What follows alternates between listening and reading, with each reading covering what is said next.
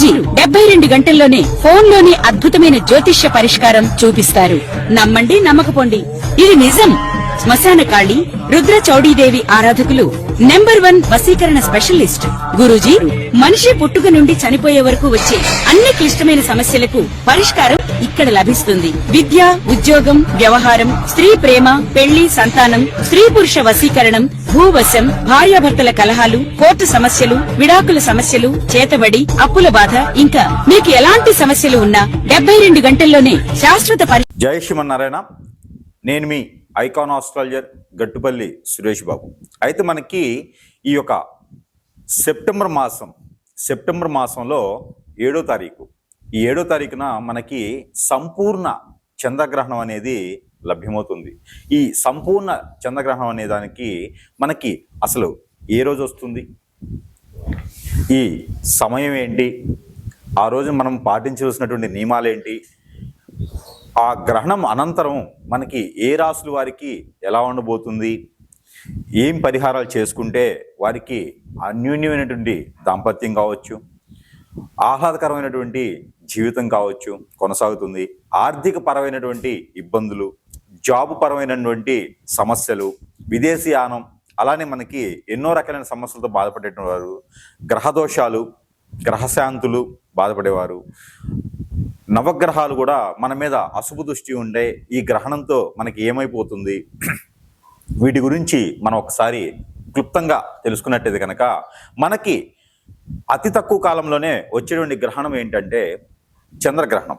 ఇది సంపూర్ణ చంద్రగ్రహణం అని చెప్పొచ్చు.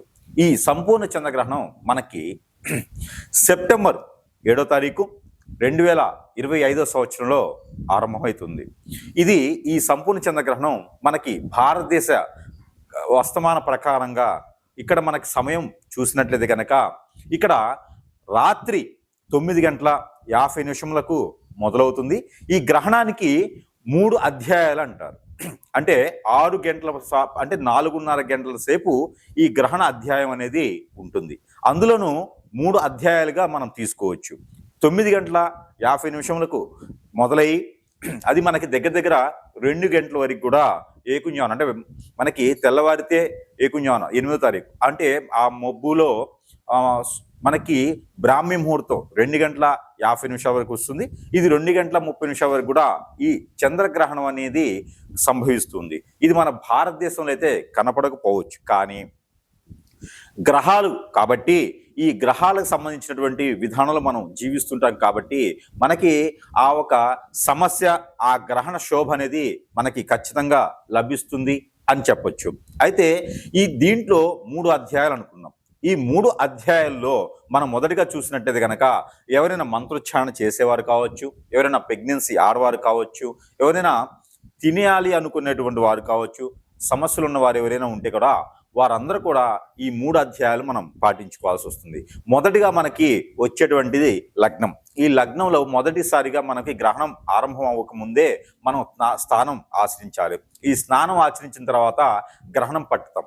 ఈ గ్రహణం పట్టిన అనంతరము మళ్ళీ విడిచిన వెంటనే మళ్ళీ స్నానం ఆచరించాలి. ఇక ఈ గ్రహణ సమయంలో భుజించడం కానీ, ఏదైనా పానీయాలు సేవించడం కానీ, మాట్లాడుకోవడం, పనికొచ్చేటువంటి విషయాలు మాట్లాడుకోవడం కానీ, ఏదైనా ఉన్నత స్థానానికి వెళ్ళేటువంటి విషయాల గురించి మాట్లాడుకోవడం కానీ, భార్యాభర్తల కలయిక కానీ, అలానే పిల్లలకి తినిపించడం కానీ, ఆడుకోవటం లాంటివి కానీ చేయకూడదు. పెద్దగా కొట్లాడుకోవడం, గొడవలు పడుకోవడం లాంటివి చేయకూడదు. అలానే టీవీలు చూసుకోవడం లాంటివి అలాంటివి చేయకూడదు. అలాంటి నాకు తెలిసినంత వరకు ఫోన్ కూడా ఆ సమయంలో ఆపేస్తే మంచిది. ఎందుకంటే కనుక రేడియేషన్ అనేది చాలా ఎక్కువగా మనకు వచ్చేలాగా ఉంటుంది. ఇకపోతే ఈ గ్రహణంలో, ఈ గ్రహణ సమయంలో కనుక మీరు అందరూ కూడా ప్రశాంతంగా జీవితం కొనసాగించాలి. ఆలోచన విధానాన్ని మానేయాలి. ఏదైనా దేవునికి సంబంధించినటువంటి ధ్యానంలో ఏదైనా చేస్తే చాలా మంచి జరుగుతుంది. ఏదైనా దేవునికి సంబంధించిన ఆరాధన కావచ్చు, ధ్యానం కావచ్చు చేయొచ్చు. అలానే ఆలయాలన్నీ కూడా ముందు రోజు నుంచి లేదా అదే రోజు నుంచి కూడా మూతపడి ఉంటాయి. అలానే ప్రక్షాళన, ఈ గ్రహణానంతరం ఇంటిని మొత్తం శుభ్రం చేసుకుని, దేవుని మందిరం అంతా శుభ్రం చేసుకుని, తినేటువంటి ఆహారాలు ఏమైనా ఉంటే కూడా, వండినటువంటి ఆహారాలు ఉంటే కూడా అవన్నీ కూడా పడవేయాలి. ఇంకా వాటర్లో కానివ్వండి, ఇలాగ ఫ్రిడ్జ్లో కానివ్వండి, ఇట్లా ఏమైనా ఉంటే కనుక గరిక తీసుకొచ్చి ముందు రోజు సాయం సంధ్య వేళ కన్నా ముందే, అంటే 6వ తారీఖే మీరు గరిక వేసుకుంటే మంచిది. లేదా 7వ తారీఖు సాయంత్రం 4:30 లోపు కనుక మీరు ఆ తినేటువంటి వస్తువుల మీద గరిక వేసుకోవాలి. ఇక మీరు తినాలి అనుకుంటే గరిక కింద వేసుకొని పీటలాగా దాని మీద కూర్చొని మీరు తినడం వల్ల ఇబ్బంది లేకుండా ఉంటుంది. ఇకపోతే ఆరోగ్య సమస్యలు ఉన్న వారైతే ఈ గరిక చేతిలో పెట్టుకోవడం, దగ్గర పెట్టుకోవడం చేస్తే ఆ సమస్య, రేడియేషన్ అనేది కొంతమేర లేకుండా అయితే ఉంటుంది. ఇకపోతే ఈ గ్రహణం రోజున ప్రెగ్నెన్సీ లేడీస్, ఎవరైనా ప్రెగ్నెన్సీతో ఉన్నటువంటి ఆడవారు ఉంటే కనుక వారు ఒక రోజు నుంచి ప్రసవించే వరకు కూడా ప్రెగ్నెన్సీ లేడీస్ కింద వస్తారు. కాబట్టి వారు బయట వచ్చేటువంటి వెలుతురుకి తిరగకపోవడం, ఆ రోజున 6-7 కూడా తినేయడం లాంటివి చేస్తే మంచిది. ఇక లేదు ఈ గ్రహణాలన్నీ నాకేం చెయ్యవు అనుకొని ఎవరైనా మొండిగా, మూర్ఖంగా ఇవన్నీ నాకు పట్టవు అని చెప్పేసి అని ఎవరైనా ఉంటే, ఇవన్నీ నేను నమ్మను అనుకునే వాళ్ళు ఎవరైనా ఉంటే వారు తిన్నారంటే కనుక ఆ తరువాత 6 మాసాల లోపు వారికి ఏదైనా ఆరోగ్య సమస్యలు వచ్చేలాగా ఉంటుంది. హాస్పిటల్కి వెళ్ళి టెస్ట్ చేస్తే ఏ సమస్య లేదని చెప్తారు. కానీ మీలో ఏదో ఒక తెలియని ఆందోళన, చికాకు, స్టమక్ పెయిన్ లాంటివి వస్తాయి. ఒక్కొక్కరికైతే kidney fail, liver effect, heart problems కూడా వచ్చే అవకాశాలు ఖచ్చితంగా ఉంటాయి. అందుకని ఇలాంటివన్నీ ఉన్నాయి, ఇవన్నీ నమ్మాలి, నమ్మి చేసుకుంటే మంచిది. ఇకపోతే వీటన్నిటికీ సంబంధించి ఈ పరిహారాలు కూడా ఉంటాయి. ఏ రాశి వారు ఎలాంటి పరిహారాలు చేసుకోవడం ద్వారా ఈ యొక్క సెప్టెంబర్ మాసం 2020 సంవత్సరం 7వ తారీఖు వచ్చేటువంటి గ్రహణం ద్వారా వచ్చేటువంటి అశుభ దృష్టి నుంచి శుభ దృష్టిగా ఏ రాశి వారు మలుచుకోవడం వలన వారికి మంచి జరుగుతుంది అనేది ఒకసారి మనము చూద్దాం. మనకి 12 రాశుల్లో ఒకటి కన్యా రాశి. ఈ కన్యా రాశి వారికి గ్రహణ శోభ ఉన్నదా లేదా? ఉన్నది అని ఖచ్చితంగా చెప్పొచ్చు. ఎందుకంటే కన్యా రాశి వారు ఈ మధ్యనే కొంతగా అన్ని రకాల దోషాలు పోయేసి, అన్ని రకాల ఇబ్బందులు తొలగేసి కొంతగా పై స్థాయికి ముందుగా ఎదిగేదానికి వస్తున్నారు. ఇలాంటి సమయంలో ఏట్రా బాబు ఇది, ఈ గ్రహణ శోభ ఏంటి, గ్రహణాలు రావడం ఏంటి, మా మీదే అన్నీ ఉన్నాయా, మా మీద శత్రుత్వమా, మాకే అన్ని జరుగుతాయా అనుకోవచ్చు. కానీ తప్పదండి, కొన్ని అవి అవుతూ ఉంటే వాటి పని అవి చేస్తూ ఉంటే మన పని మనం చేసుకుంటూ ఉండాలి, తప్పదు. ఎందుకంటే మనం మనుషులం కాబట్టి, గ్రహణాల సందర్భంలో మనం బతుకుతున్నాం కాబట్టి ఆ గ్రహాల అశుభ దృష్టి ఉన్న శుభ దృష్టిని మనమే వదులుకోవాలి. శుభ దృష్టి ఉన్న గ్రహాలు అయితే బాగానే ఉంటే, అశుభ దృష్టి ఉన్నటువంటి గ్రహాలు ఏవైతే ఉన్నాయో వాటికి శాంతి చేస్తే ఖచ్చితంగా మనకి మంచి చేస్తాయి. ఈ గ్రహణాలు అనేది మనం ఆపలేం.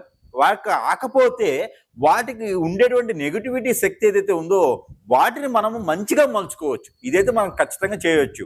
కాబట్టి మీరేం భయపడకండి, బాధపడకండి. కాకపోతే మీకుండే సిమ్టమ్ ఏంటంటే కనుక పెళ్ళిళ్ళు అవ్వటం లేట్ అవుతుంది. ఆల్రెడీ కన్యా రాశి వారికి పెళ్ళిళ్ళు అవ్వట్లేదు, ఇక మళ్ళీ లేట్ అవటం ఏంటి అనుకుంటున్నారు.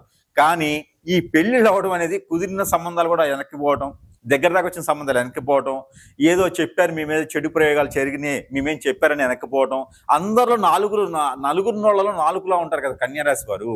కాబట్టి ఈ గ్రహణానికి సంబంధించినటువంటి శోభ కూడా మీకు ఉంటుంది. గ్రహణానికి సంబంధించింది కన్యా రాశి వాళ్ళకి ఒకటి ఉందండి. అదేంటంటే ఎవరైనా వస్తువు ఏదైనా ఇచ్చారనుకోండి మీకు, ఆ రోజున గిఫ్ట్ కానీ ఈ తినండి కానీ ఇచ్చే ఆ రోజు తీసుకోకండి. ఆ రోజు తీసుకోవడం వలన మీకు ఇంకా ఇబ్బందులు కలిగేలా ఉన్నాయి. కాబట్టి కన్యారాశి వారు ఎవరైతే ఉన్నారో ఏ వస్తువుని స్వీకరించకపోవడం చాలా మంచిది. అలానే ఈ కన్యారాశి వారికి సిమ్టమ్ ఏంటంటే కనుక వ్యాపారస్తులు ఎవరైనా ఉంటే వ్యాపారంలో నష్టం రావటం, లేదా అవి అగ్నికి ఆహుతయటం, షాపులు లాంటి ఇబ్బంది పడటం, షాక్ సర్క్యూట్ లాంటి అవ్వటం, అలానే ఎక్కడైనా వస్తువులు పోవటం అంటే మర్చిపోవటం, లేదా వెళ్ళిపోవటం, లేదా తప్పించుకుపోవటం, ఇలాంటి డబ్బులు ఇచ్చిన వారు దూరం అవటం, అందరూ కూడా మంచిగా మాట్లాడి ఎలా ఉన్నారంటే కూడా వారి నుంచి గొడవలు అవ్వటం, మనతో పాటు ఉన్న గొడవ పెట్టుకోవడం, మీతో పాటు ఉన్న వాళ్ళు మీకు గొయ్యి తీయటం, ఇలాంటివి కన్యారాశి వారికి గ్రహణం అనంతరం కూడా కనిపిస్తూ ఉంటాయి. మంచిగా మీతో ఉండి మీ నెత్తిని చేపెడతా ఉంటారు అనమాట. ఇలాంటివన్నీ గ్రహణానికి సంబంధించినటువంటి దోష వలన. అలానే మీకు సంబంధించినటువంటి కేతు ఉన్నాడు, మీకు సంబంధించినటువంటి మీకు చెడు చేస్తున్నటువంటి ఇప్పుడు ప్రజెంట్గా మీకు చెడు చేస్తున్నటువంటి బుధుడు ఉన్నాడు, అలానే మీకు శుక్రుడు ఉన్నాడు, అలానే మీకు కేతు కూడా ఇప్పుడు చెడు చేసడానికి రెడీగా ఉన్నాడు. కాబట్టి ఇవే సరిపోక మళ్ళీ ఇవి కూడా ఏంటి అంటే ఉంటాయి, వాటి పరిహారం చేసుకుంటే అదృష్టవంతులు అవ్వచ్చు. కాకపోతే మీకు ఈ వ్యాపారంలో నష్టం, ఎదుటివాడితో విరోధం, శత్రుత్వం, లేకుండా మీరు ఇచ్చిన డబ్బు తిరిగి వచ్చేలాగా అన్ని రకాలుగా బాగుండాలి అనుకుంటే, పెళ్లి చేసుకున్నా ఏం అవ్వదు బాగుంటుంది అనుకోవాలంటే కనుక ఇది 3 మాసాల వరకు వస్తున్నటువంటి గ్రహణ శోభ ఏదైతే ఉందో దీన్ని గ్రహణానికి అనంతరం అంటే సెప్టెంబర్ 7వ తారీఖు నుంచి 22వ తారీఖు లోపు కనుక ఈ పరిహారం మీరు చేసుకున్నట్లయితే ఖచ్చితంగా మీకు అలాంటి ఇబ్బందులు నేను ఇప్పుడు ఏదైతే మీకు చెప్పినటువంటి ఆ సమస్యలన్నీ కూడా మీ వద్దకు చేరకుండా ఉండేందుకుంటాయి. కాబట్టి దీనితో పాటు మనం నాగమణి అని చెప్పేసి ఒకటి ఉచితంగా ఇస్తున్నాం కాబట్టి ఇది కూడా సద్వినియోగం చేసుకోండి.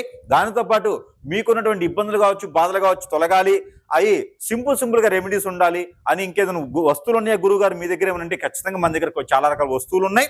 అవన్నీ మంత్రోచ్చారణ చేసి మీ వద్దకు చేరుస్తాం కాబట్టి ఏదైనా అవసరం ఉంటే కూడా గురువు గారిని సంప్రదించవచ్చు. లేదంటే కనుక మీ సమీప దూరంలో గురువు గారు ఎవరైనా ఉంటే వారిని సంప్రదిస్తే కనుక ఖచ్చితంగా మీకు ఏదైనా సరిపడ పరిహారం అయితే మీకు లభ్యపడుతూ ఉంది. అలానే ఈ యొక్క రాశిలో వారు అందరూ కూడా ఈ పరిహారం ఒకటి మీరు చేసుకోవడం వల్ల ఆ గ్రహణానికి సంబంధించినటువంటి దోషం అంతా కూడా పటాపంచలేసి అదృష్టం అయితే ఉంటుంది. కాబట్టి ఈ యొక్క పరిహారం మీకోసం.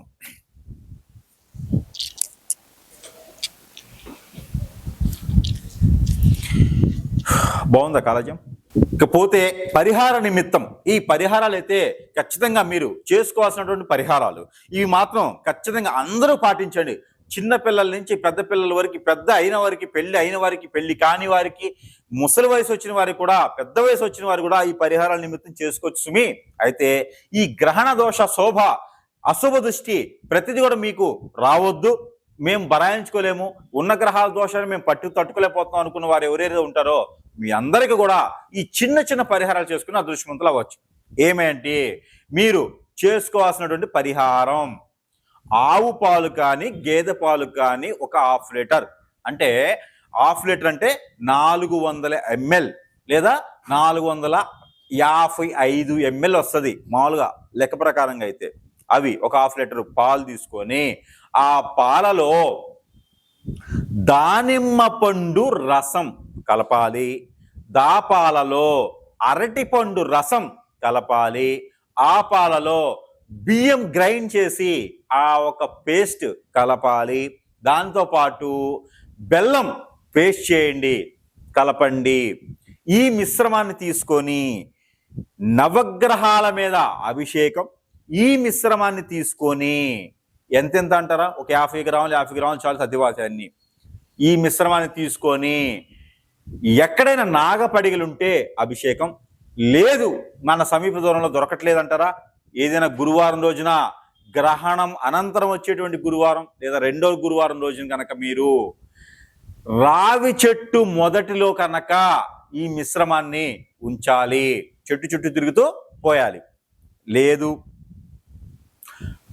లేదు అనుకుంటే ఏదైనా సరే మీకు ఈ రావి చెట్టు అందుబాటులో లేదు అనుకుంటే కనుక శివాలయంలో శివుని విగ్రహం మీద, ఆ శివలింగం మీద కూడా ఈ అభిషేకాన్ని చేయొచ్చు.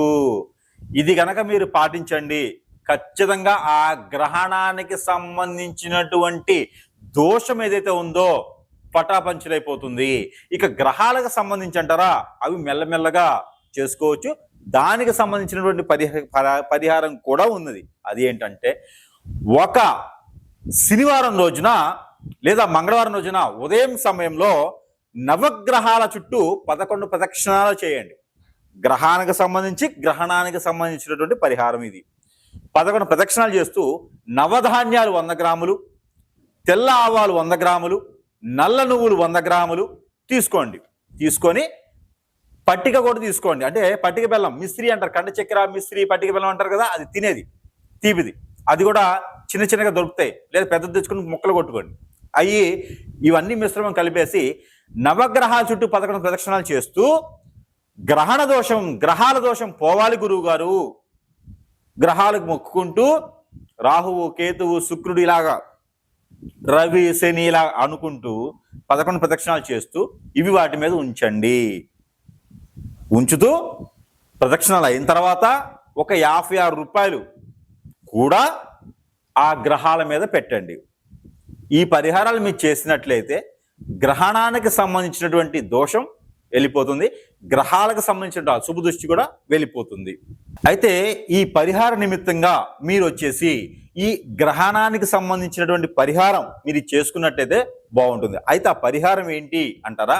ఆ పరిహారం అయితే కనుక 1 కిలో బియ్యం, మనం తింటాం కదా ఆ బియ్యమే, 1 కిలో బియ్యం, ఒక తెల్లని వస్త్రం, దానితో పాటు మీకు ఎఫైర్ చేయగలుగుతాను అనుకుంటే గనక ఒక 2 ముత్యాలు, అలానే సిల్వర్ ఒక కాయిన్, రూపు ఏదైనా సరే ఒక చిన్న సిల్వర్ది తీసుకోండి. అది ఏదైనా తీగైనా రూపైనా పర్వాలేదు. ఇవన్నీ కూడా తీసుకొని ఎక్కడైనా మీకు దగ్గరలో బ్రాహ్మణుతులు కానీ అర్చకుల వారు కానీ ఉంటే గనక ఆలయాల్లో వారికి దానం ఇవ్వండి. దానం ఇచ్చే రోజున ఆ పంతులు గారికి కాలికి నమస్కారం ఎవ్వరు కూడా చెయ్యకూడదు. ఇది గుర్తుపెట్టుకోవాల్సి. అయితే ఇవన్నీ కూడా కలిపి దానం ఇవ్వండి. దానితో పాటు ఒక 2 ఎండు కొబ్బరి చిప్పలు కూడా కలిపి ఇవన్నీ కూడా ఒక ముడుపులా చేసి దానం ఇవ్వచ్చు. ఇలా ఇవ్వడం ద్వారా మనం ఇప్పటి వరకు ఏదైతే గ్రహణానికి సంబంధించినటువంటి పరిహారం చేసుకున్నట్లయితే మీకు ఈ ప్రాబ్లం ఉండదు, ఈ సమస్య మీ దగ్గరికి రాదు అని చెప్పాం కదా, ఆ సమస్య అనేది మీ వద్దకు రాకుండా వెళ్ళిపోతుంది పటాపంచలే. ఆ రోజు మీరు పాజిటివ్ కూడా ఉంటే మంచిది, నేల పడక చేస్తే మరీ మంచిది. అలానే ఈ పరిహారం ఉదయం సమయంలోనే సోమవారం రోజున చేయాలి.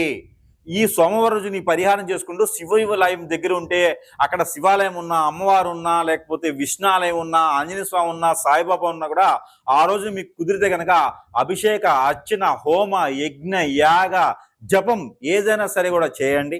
ఈ పరిహారం అయితే ఖచ్చితంగా చేస్తే మీకున్నటువంటి సమస్య అనేది పటాపంచలైపోతుంది.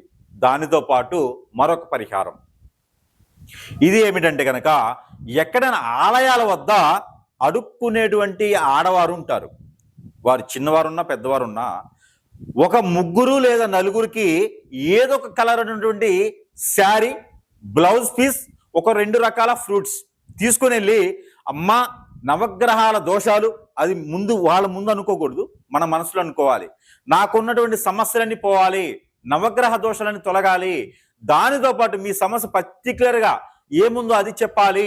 దానితో పాటు మీరు ఈ గ్రహానికి సంబంధించినటువంటి దోషాలే కాకుండా గ్రహణానికి సంబంధించిన దోషం కూడా అని అనుకొని ఆ 3 లేదా 4కి ఒక శారీ, ఒక బ్లౌజ్ పీసు, దానితో పాటు ఒక 2 రకాల ఫ్రూట్స్ తీసుకొని వెళ్ళి ఆమె ఒళ్ళో పెట్టేసి నమస్కారం చేసి వచ్చేయాలి.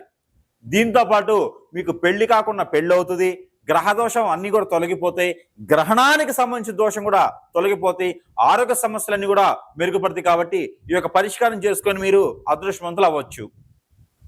అయితే మరొకటి, ఈ యొక్క పరిష్కారం అయితే ఖచ్చితంగా మీ అందరూ కూడా చేసినట్టయితే అదృష్టవంతులు అవుతారు. దాంతో ఏమిటంటే కనుక పాలు, గేదె పాలు కానీ ఆవు పాలు కానీ తీసుకొని ఒక 1/2 లీటర్ పాలు, ఆ పాలలో కనుక అరటిపండుతో పాటు అరటిపండు పాలుతో పాటు మీరు తేనె, పన్నీరు ఇవన్నీ కూడా కలిపి, కుంకుమ పువ్వు ఇవన్నీ కూడా కలిపేసి, తెల్ల ఆవాల చూర్ణం, అలానే మీకు గసగసాల చూర్ణం కూడా కలపాలి. దాంట్లో కండ చక్కెర కానీ బెల్లం కానీ వేయాలి. దాంట్లో ఆ పాలని శివాలయంలో అభిషేకం చేయాలి. దాంట్లో కర్పూరం కూడా కలపండి. పచ్చ కర్పూరమా, హారత కర్పూరమా, ముద్ద కర్పూరం ఏదో ఒకటి దాంట్లో కలపండి. ఆ కర్పూరం కలిపినటువంటి ఈ పాలు సమీప దూరంలో ఉన్నటువంటి ఆలయంలో అభిషేకం చేయాలి. దీనితో పాటు తవలపాకులు కూడా స్వామివారికి సమర్పించాలి. ఇలా చేసినట్లయితే కనుక మీకు ఈ గ్రహానికి సంబంధించినటువంటి దోషం పటాపంచలైపోతుంది. ఈ యొక్క చిన్న పరిహారాలు చేసుకొని అదృష్టవంతులు అవ్వచ్చు. ఈ పరిహారాల్లో ఏ ఒక్కటి చేసినా కూడా మీకు అన్ని రకాల అశుభం పోతుంది, శుభదృష్టి మీ మీద ఉంటుంది, గ్రహాల యొక్క అనుగ్రహం మీ మీద ఉండేసి ఈ గ్రహణ అశుభ దృష్టి తొలగేసి అదృష్టవంతులు అవ్వచ్చు. కాబట్టి ఈ పరిహారం మీకోసం. జై శ్రీమన్నారాయణ.